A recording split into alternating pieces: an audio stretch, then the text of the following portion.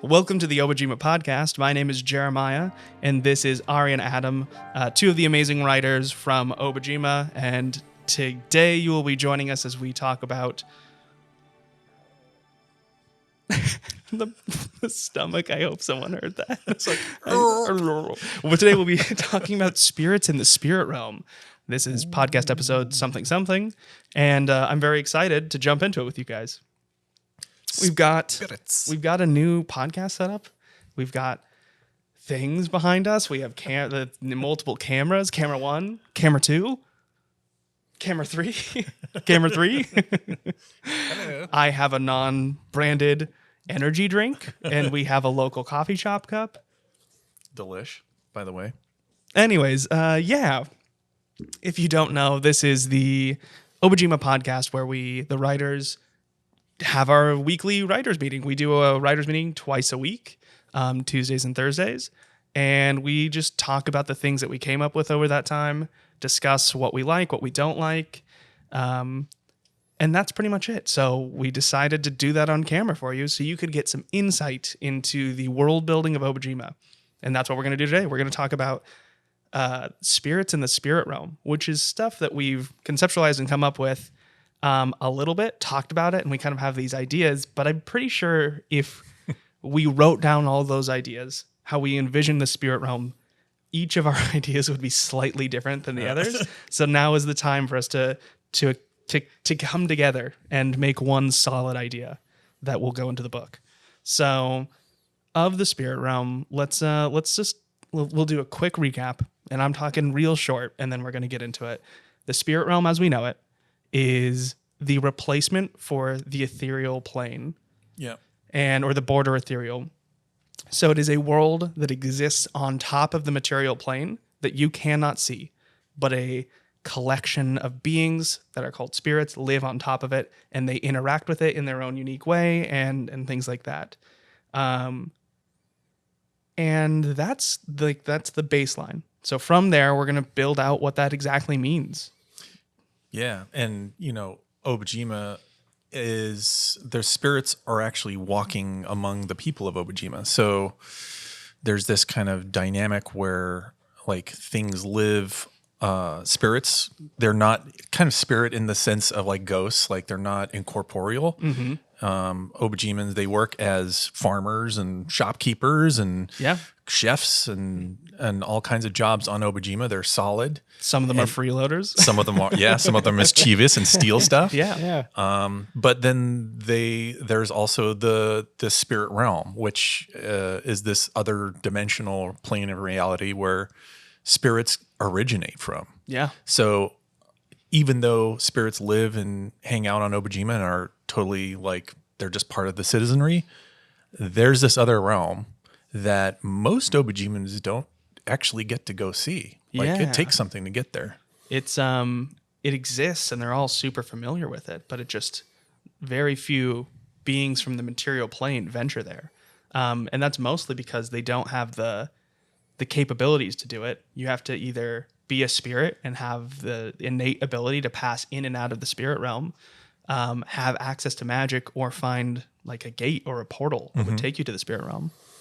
So, yeah. Just a note about spirits. Spirits are not like the souls of departed mortals. Spirits are native to this realm.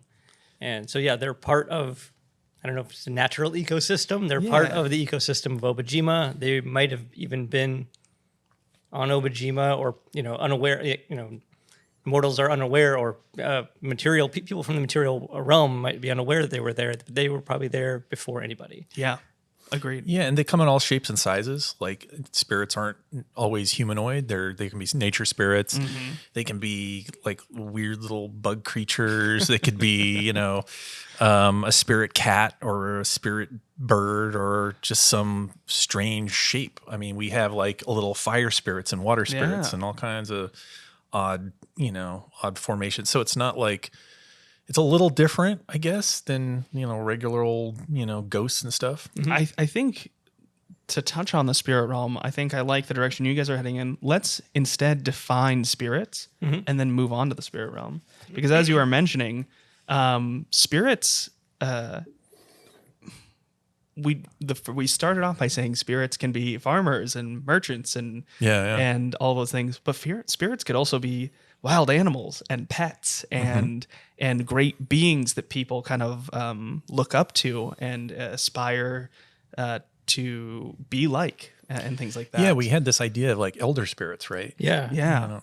Playing around with they're like, guardians of forests or a big mountain or something, or Earlier in our conversations, we talked about the idea of, the conversation of what are clerics here, right? Okay, what are gods here? What are deities and all this? And the idea of those elder spirits kind of filling that role of what a pantheon would be. And it'd be interesting just conceptually to play in a world where, the thing that you kind of worship or revere in your own way is a thing you can interact with. It's not just this kind of, force that's out there. But this also kind of jumps into the culture of Obojima, which is a future episode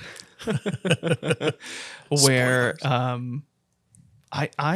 maybe I'm wrong here. I don't actually imagine Obojimans worshiping these elder spirits like they would a god, but rather revering or idolizing some of the things that they represent. And so like when a paladin looks up and like wears the crest of the great river spirit, it's not that they are worshiping the great river spirit. They are using them as their sigil because the great river spirit perfectly is the example of what tenets they believe in the most. Right. That's cool. Are they like say a paladin or a warlock or a cleric, are they pulling power from these spirits? Like could an elder spirit be a patron? I think, or perhaps for a warlock potentially, which tend to draw directly from a being. I think that's the delineator, right?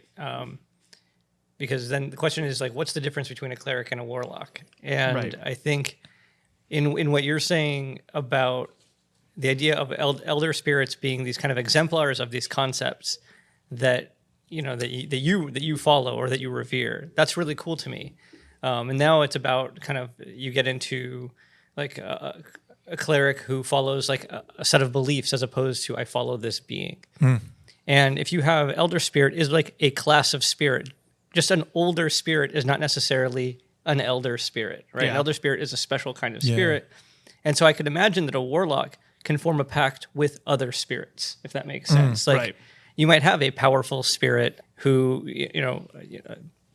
who has a lair somewhere or whatever, or kind of maybe the way the warlock works is that this particular spirit kind of haunts that warlock, and then they kind of formed this bond over the life of the person, and that's how this kind of warlock pact began.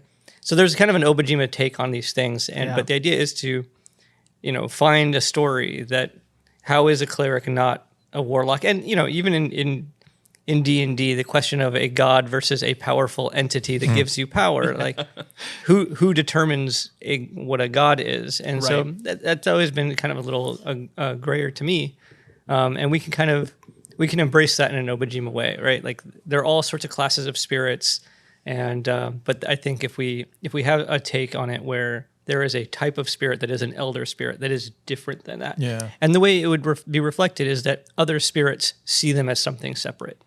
Yeah. And I'm thinking like, if we don't have like, paladins and clerics typically are like using divine magic to heal. So they're drawing on, I always thought it was like a power source. It doesn't matter if it's divine or demigods or spirits or whatever it is, but it is it's a massive power source that these clerics, through their belief or through their devotion or through their, faith or whatever it is, that they're actually drawing on this energy or this reverence, could be, use whatever word it is that defines what the paladin is doing. Cause I think there's many different flavors of paladin.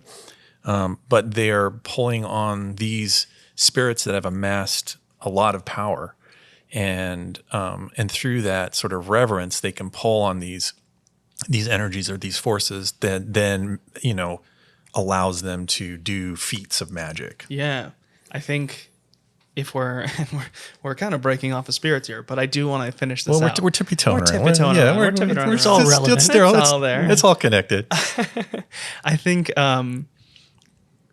paladins and clerics getting their abilities, their power, their strength, their innate ability to tap into magic through faith and practice is incredibly interesting and cool. And it doesn't have to, I like the idea, or I think the way I envision them in Obojima activating this is faith and practice gives them the magic.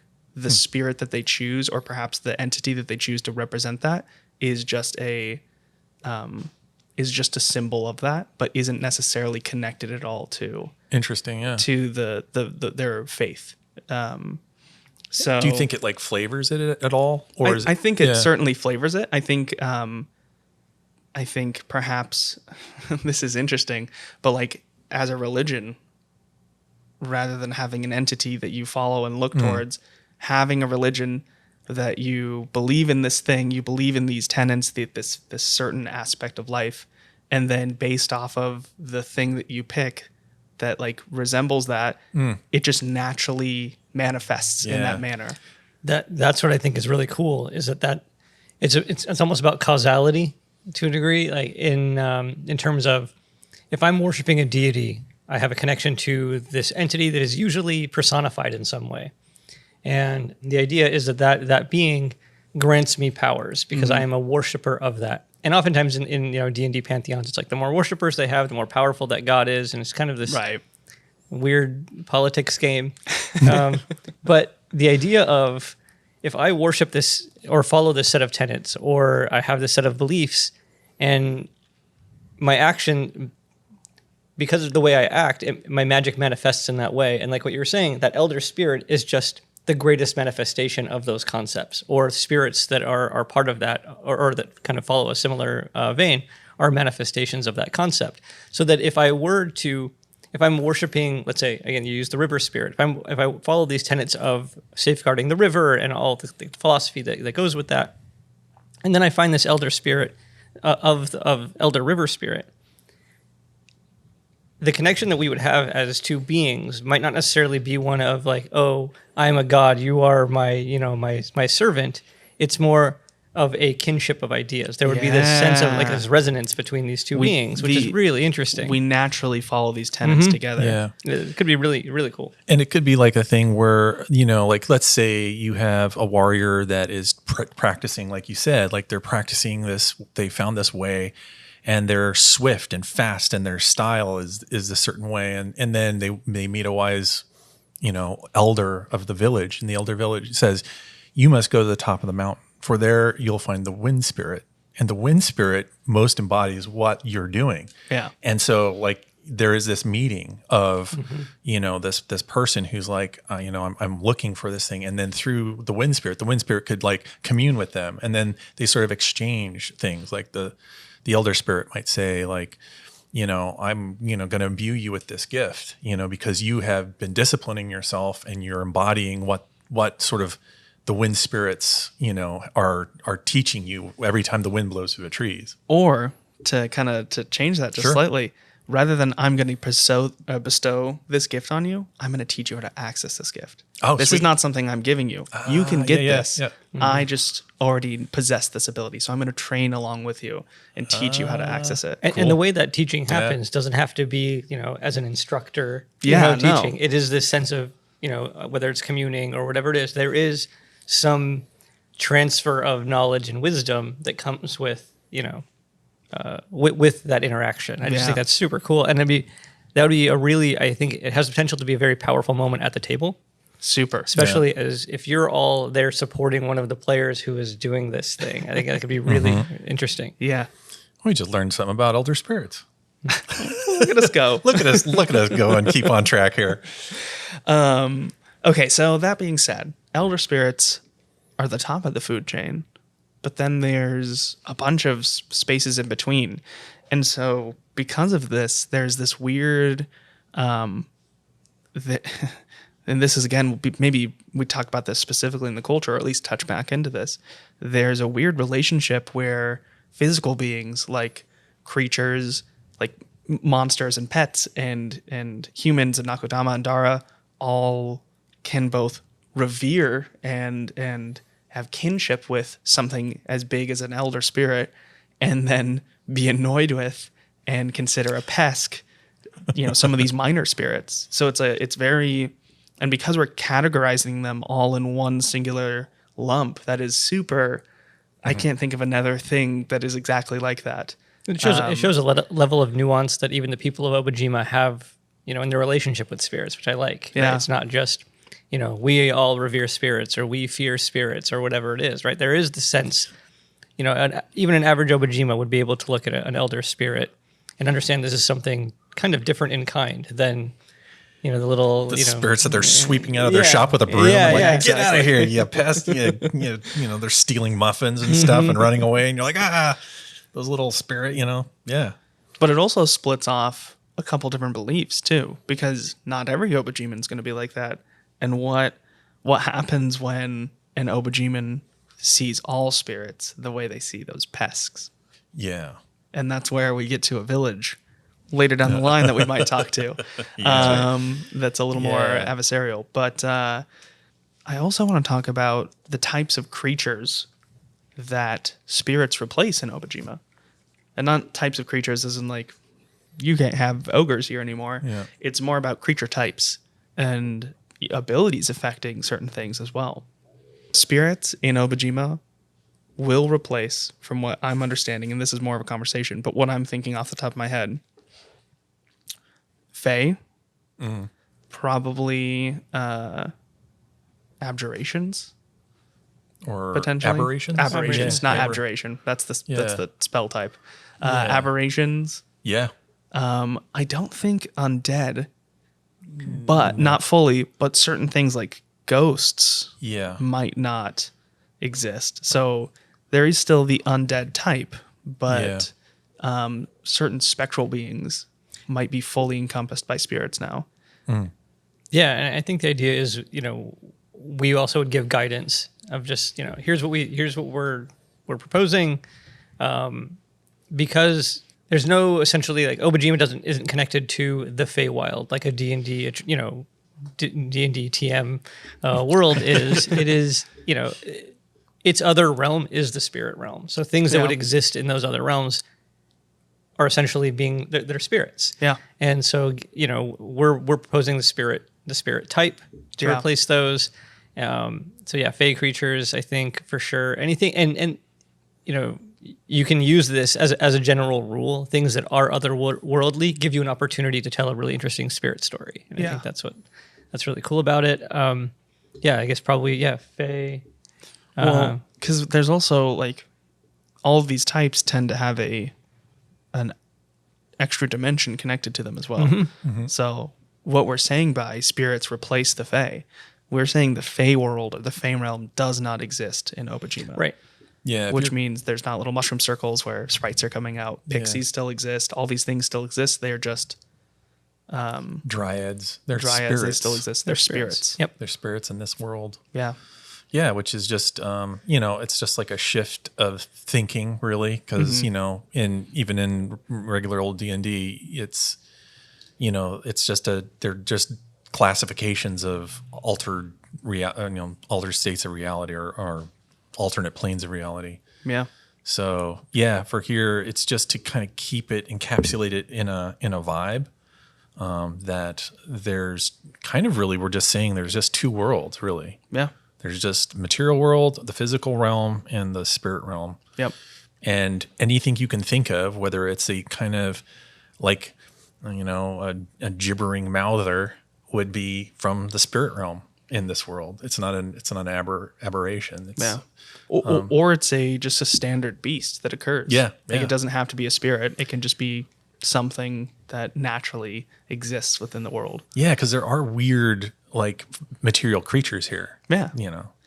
So this does bring up another topic, because there's another type that I think two types that I think would get replaced by spirits. But I'm also wondering if adding spirit in conjunction, like adding spirit on top of a type, so having a creature that exists within two types, which I don't know if that's something that happens, but making specific classifications. And I have a good example here. Demons. Mm-hmm. There's not a hell. There's no abyss. There's no abyss. There's not a layer where these evil things exist and they do all this terrible stuff. But there are plenty of spirits that are bad. And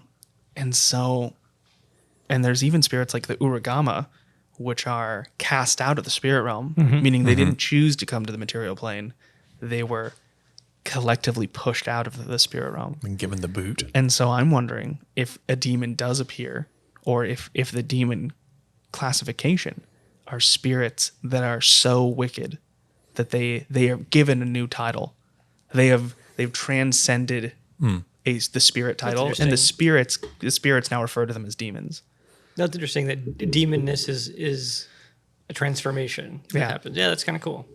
I'm wondering, like what is the depth of, like, if you're going to play an Obojima game that is sort of in the vibe of Obojima, like how bad are we talking? Like demons, like we talking like Demogorgon creates madness and an aura around it, and it just murders people.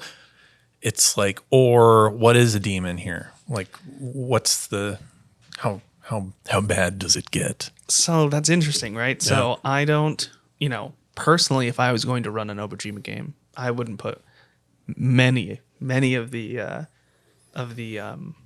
spirits or demons in the world. But I could also see some of them making their way in.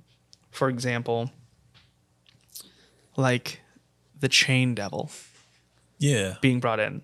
Or I guess that's a devil. But devil and demon are kind of pseudo the same thing in here. Yeah. Fiends. Jerks. I could see that being brought in and being like, this was a spirit that we first tried to imprison. Like the one elder spirit imprisoned it in the spirit realm and then cast it out. And so now it's in its material form.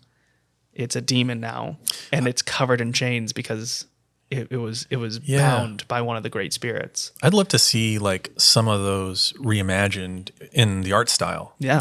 Like, okay, let's do a few like crazy demons and devils and just rename them spirits and then just say, all right, here you go. I think there's also something very, very interesting too about being able to classify something. Like, I think a demon or a devil would have both the spirit type and the fiend type. But I think it's also really interesting to classify them this way because as someone who's adventuring, and sometimes you just want to be able to smack a bad thing and it's okay. Yeah. If they are given this title, this means this creature has done something bad. This creature is smackable. Yeah, this creature's very smackable. And that's also fun. And that also kind of gives... when a DM is building out the story, they can go, oh, I need a spackable creature, and I can go to the demon section or the fiend section and do that. Does that mean only spirits can become demons? If it's based on like foulness? Ooh, that's cool.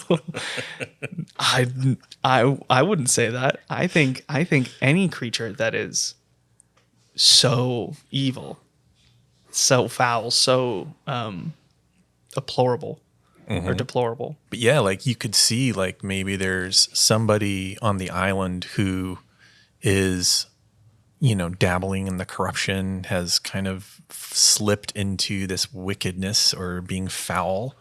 And maybe there's the same way, like, I don't know, maybe there's some effect from the spirit realm or some effect from, I don't know what it is, this energy that starts to convert them or warp them into whatever like a demonic form is, I mean, it kind of dovetails with the conversation that we had earlier about the idea that, so you have spirits that exist in the spirit realm, right? Native to that place. You have spirits that exist in the material.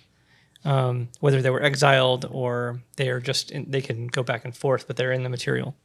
And then you have spirits that might exist that can go back and forth or can exist simultaneously in both places. Yeah. So I might have one form, if I'm a spirit, I might have one form in the spirit realm. But if you see me in the material, I look different, or, You're right. Yeah. And so maybe that's a thing about demons, that if a demon has been exiled from the spirit realm and they look like, the way we understand, or fiends, the way we understand demons and devils, obviously with this Obojima spin on it. But if you were to take that demon back to the spirit realm, what would they look like? Yeah. Did they revert to their old form in some way? It'd be that's really neat. a cool reveal. It almost of their Yes. true name, almost. There's almost like a parallel to fallen angels here as well, where it's like, the nastiest of demons in, Christian mythology are, once these absolutely angelic, beautiful forms that have fallen so far from grace. And that's super interesting too. Yeah. It's a fun metaphor. It is a fun metaphor. I also like the idea that like maybe one of the final straws to classify you as a demon is that you're barred from the spirit realm. Like you cannot step foot in it. Which is really cool. And also what a fun reveal if you're traveling with a character and you go into the spirit realm and they can't move forward. Can't go. Well, stay here, guys. Yeah, good luck. That's so interesting. I'm absolutely in love with these ideas. I didn't think, when we started this podcast, in my head, I was thinking demons were just nixed from the game. Like demons don't exist. And they kind of like were more a metaphor because we have the demon mask. For the subclass, for the College of Mass subclass. But in my head, when I was thinking of the demon mask, I was thinking of that as more of a metaphor. But now that it's actually a creature classification, it's so much cooler. I want to see some art on this now. Yeah. I think there's some really cool space to play with, like different levels of that. Like from an imp, like what would an imp look like? I mean, how we're saying like there's these elder spirits, which are just sort of like these embodiments of nature, energy from nature. And it goes all the way down to, tiny little spirits that are running around, or pets, or, birds or friends and all that. And then there's these pesky little spirits that are, nipping at your toes and stealing your shoes and Actually malevolent. And then they kind of drift into malevolent, and then it drifts into, something that is, does actually wicked stuff. Yeah. That's interesting. I think there's something interesting with with a story where one of these great elder spirits gets turned into a demon. Like what happens when an elder spirit shifts, makes that change. Because there's also something about the people in Obojima not knowing about that. They're not in the spirit realm. So what happens when one day a great elder spirit switches to a demon and it's cast out and it's just left to do what it wants? I think there's something in the cool material plane where we could do that with part of like what makes an elder spirit into a demon is if somebody is destroying nature, or if or the corruption could be a part of that. Like the idea that there's a destructive element on the physical plane that then moves over into the spirit realm and is actually doing damage. Like if they obstruct nature, or they're wrecking it, or they're spoiling it, it actually has an effect, and then the nature spirit will actually kind of fall into a corruption. That's a lot cooler than what I was going to say. No. Say what you're going to say, because it might be cooler. I was going to say that it might be an interesting mystery that you could drop in there in your game. Is you look at Mount Arbora, which is a giant mountain. Yeah, island. Look at that. We have a map. You can imagine that maybe in prehistory there was an elder spirit that got corrupted, and that was encased in Mount Arbora. Mount Arbora exists to kind of contain this elder spirit that was corrupted in some way. That's really cool. Yeah, that's It's neat. really cool. But that things like that is that, it's to Adam's point earlier about demons, like how kind of when you were looking at what Obojima contains, like how close to the center of that tone, the tonal core of Obojima does that exist in? And that feels like it's kind of pushes much further out. It changes. It could kind of alter the flavor of what Obojima. If you have this idyllic island and you are kind of going around doing your thing as an Obojima adventurer, and you discover there's an elder spirit, corrupted elder spirit, a fiend now. Yeah. And at the base of Mount Arbora, and that could change the tenor of your game. Maybe that's what you want, right? Maybe you're at level 10, and then your group wants to go kind of in a slightly different direction. These are the types of things that each table can kind of do what they will with. Yeah. But I just like thinking about those types of things. But the way you're thinking about corruption and if nature is profaned in some way, that it can kind of create these things. I think that's kind of a fun thing. Like, if now I'm imagining in my head, like running an Obojima series of stories. And, one of the things you had mentioned, Jeremiah, was like that it's nice to just have a story arise and end, that there's endings. And you're telling a series of stories that may or may not have continuity to it. But I like this idea of telling these stories in this very innocent, idyllic setting when you're on sort of the western side of the island, which is kind of where everybody's kind of starting out, and it's this nice thing. And that your players just feel like, oh, this is kind of what the vibe of Obojima is. And then as they move along, maybe, a couple months into playing in this world, or a month into it, or a couple days or whatever, that slowly they start to sprinkle in this like discordant note, in this beautiful harmony. And all of a sudden it's like, what? Like, we didn't think it was going to go this way. Like there's even wickedness here in this wonderful, innocent world full of like, cinnamon buns and, tea by the flowing river. And what's the name of the ingredient? Happy Joy Cake? Happy Joy Cake.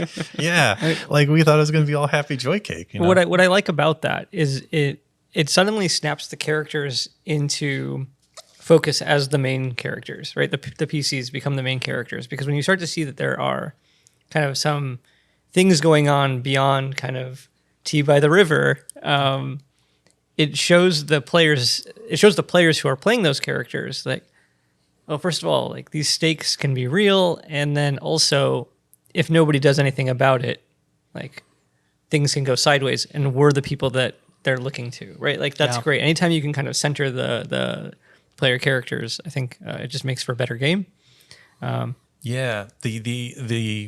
The theme of that, something really innocent is in peril, is a powerful like hit to the gut. I know, like I'll go into a little story here.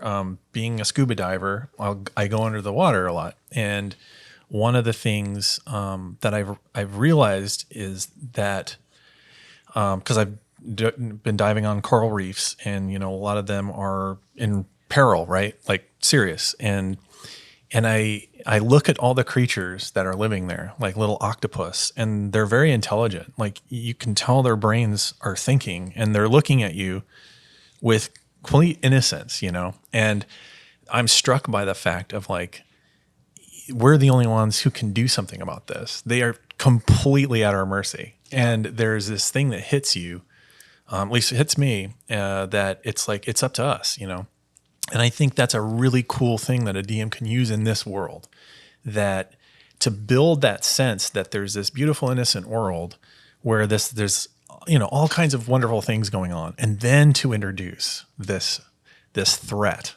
It makes the threat really powerful. Yeah. So if you can successfully make Obojima feel like home to your players, then you can right away imperil it. You've done it. You've won D&D. Yeah, absolutely. That's good. Yeah, that's really good. DMs, enjoy. I mean, I'm loving everything here. I want to shift back and jump back onto the spirit realm now really quick though. Yeah. And that's because I feel like we have a strong and a very good understanding of spirits now, which is something that we didn't perhaps have as much moving into this podcast episode. But I want to talk a little bit about their homeland and how that affects how spirits act and things like that. The spirit realm I guess I'll start with by imposing a question first, which is we came around this concept where it's essentially the ethereal plane, and we're taking over the ethereal plane, which means spells that affect the ethereal plane now affect the spirit realm instead. Yeah. And we've shifted things slightly, so it's a land of eternal twilight. So it's constantly, the sun is falling forever in the spirit realm, and they can see the physical realm, but not the humans, not the creatures inside of it. So you can see things like trees and buildings and things like that, and they must be able to interact with them, because if they didn't, then there'd probably be some sort of perhaps issue with them, like we're intending that spirits are able to utilize the buildings and things like that, but how does that exactly work? How do we plan on making you be able to interact with physical things in the spirit realm?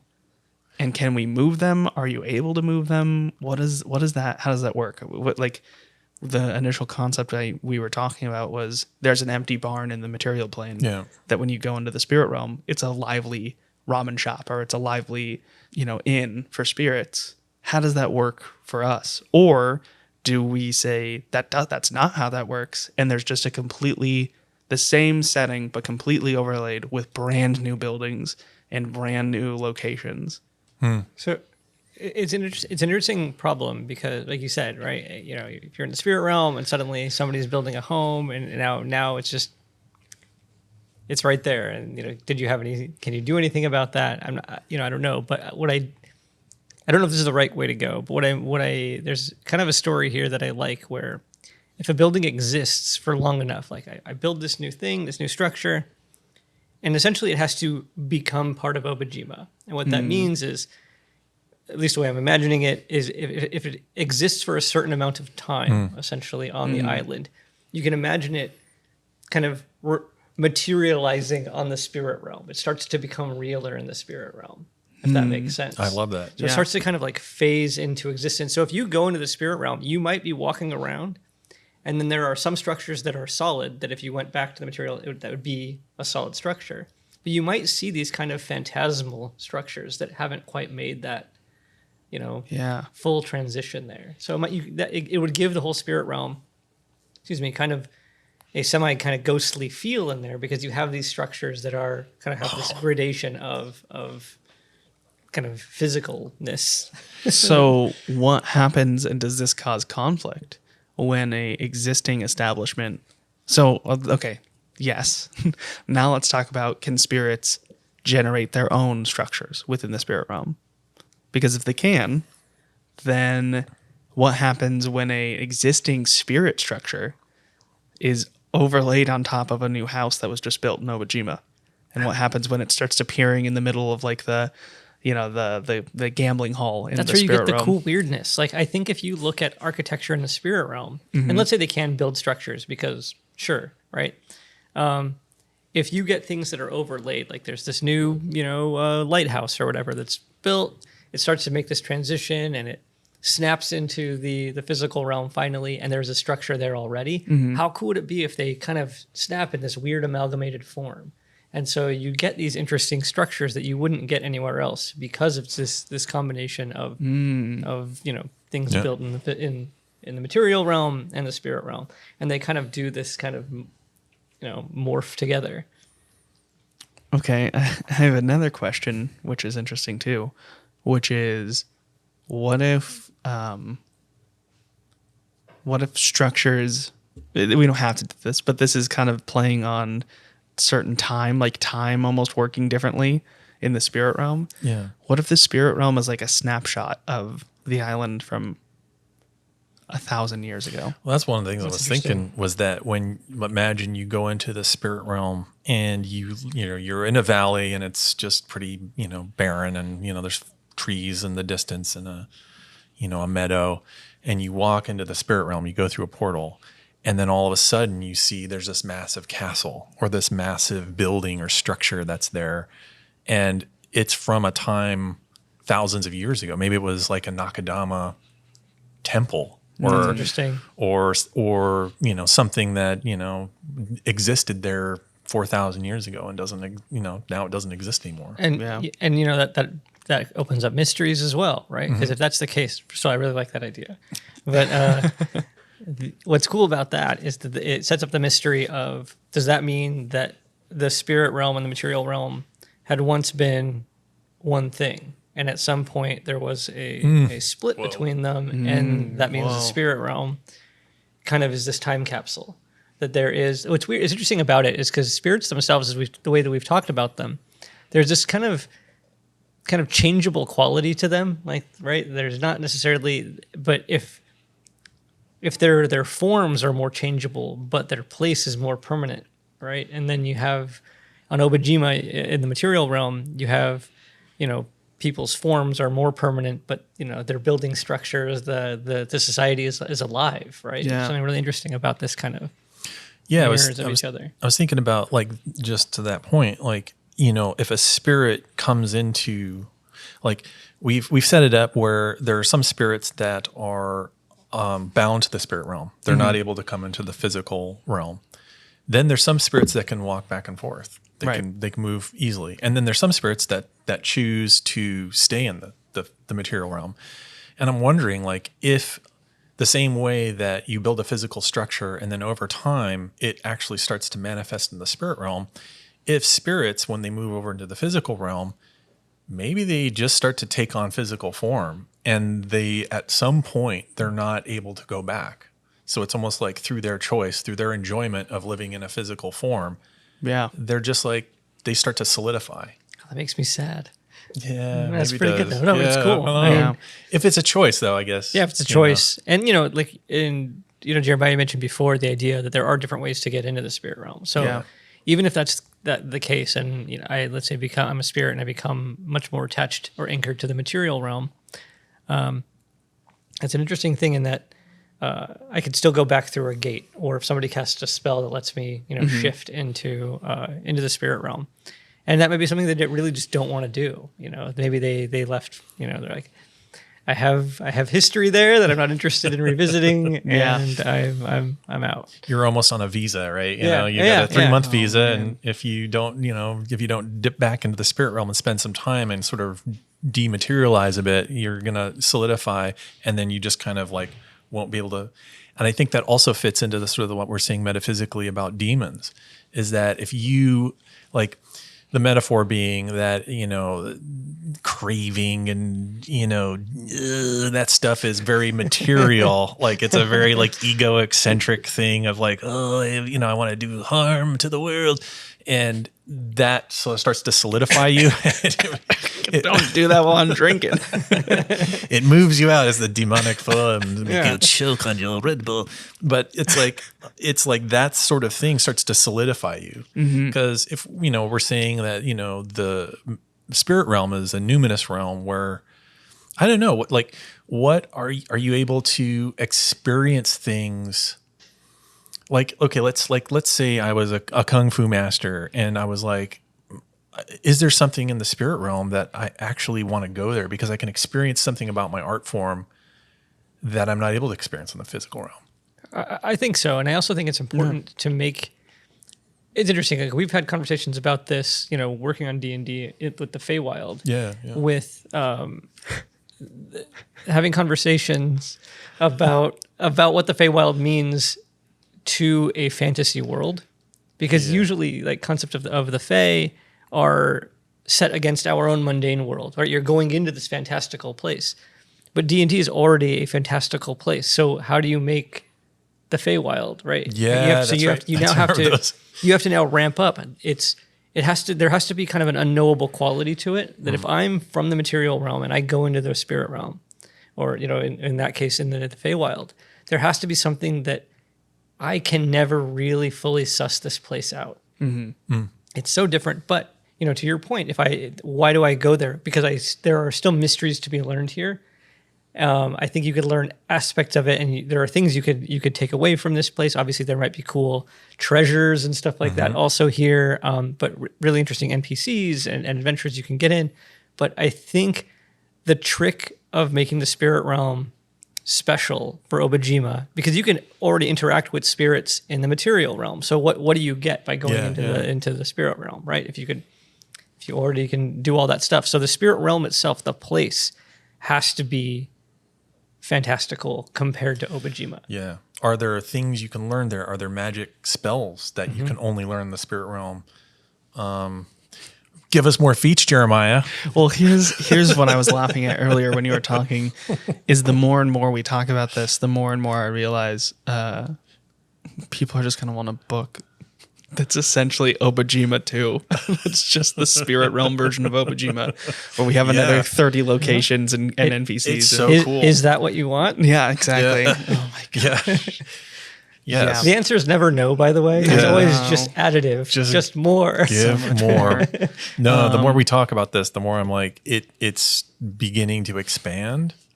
And yeah, there's so much space in here to play. And even by taking, going back to creature types, taking fiends and taking, fae and layering spirit on top of them, what it did for me, just in my own brain, was it got me to think about how varied a landscape the spirit realm is. It's not just this kind of, you go into the spirit realm and it's just kind of like hazy dimension or whatever, right? Yeah. It is a place where if there was a Feywild analog, it's in here as well, right? Like, so it becomes this very rich, a rich place that it has all sorts of things going on. I think what I think we should do for the book is dip our toes in it and give flavor and kind of explain, but then leave it as a tool for any DM to utilize however they want. I'm a big fan of guidance like that anyway. It means that, your table, when you're running this and you're going into the spirit realm, yours is probably going to be a little bit different than the way I'm going to run it. Right. And that's great because it means that if somebody goes from my table to your table, the spirit realm is unknowable, right? You can't ever on page this, it says this is exactly how all the magic works here. And it's, I think that's actually a richer experience. Agreed. Now we're coming up on recording for a little too long. Oh. Okay. So I want to kind of button up this conversation. Before I do, let me go on my mini tangent here, and this will be a baby one, I promise, but it's cool.